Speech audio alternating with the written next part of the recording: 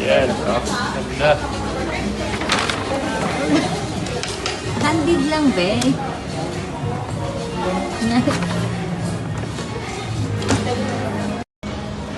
Gastos na naman.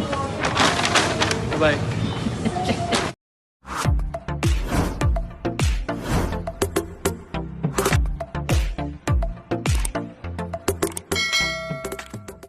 Mag-asawang Sara Geronimo at Mateo Guidicelli nag-date at nag-shopping ng napakaraming damit sa Uniqlo.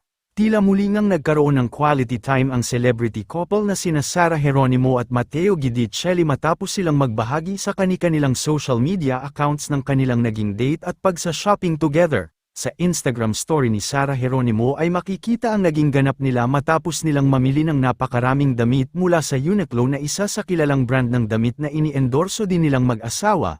Mula naman sa Facebook page ni Mateo Guidicelli ay masaya nitong binahagi ang isang larawan na kuha mula sa kanilang date kung saan ay makikita na bagamat simpleng date lamang ito pero kitang-kita naman na nag-enjoy sila sa kanilang quality time.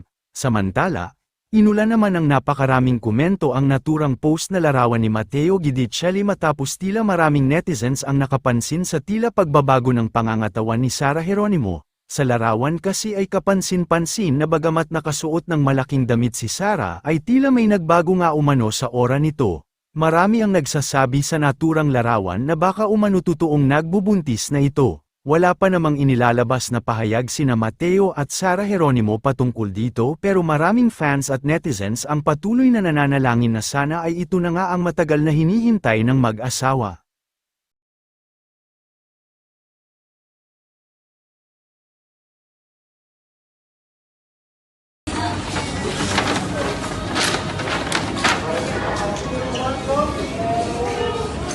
Wala marunong malapol.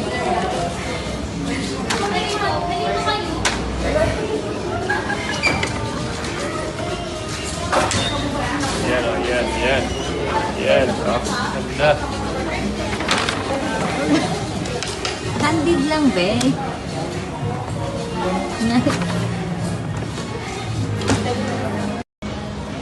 Gastos na naman.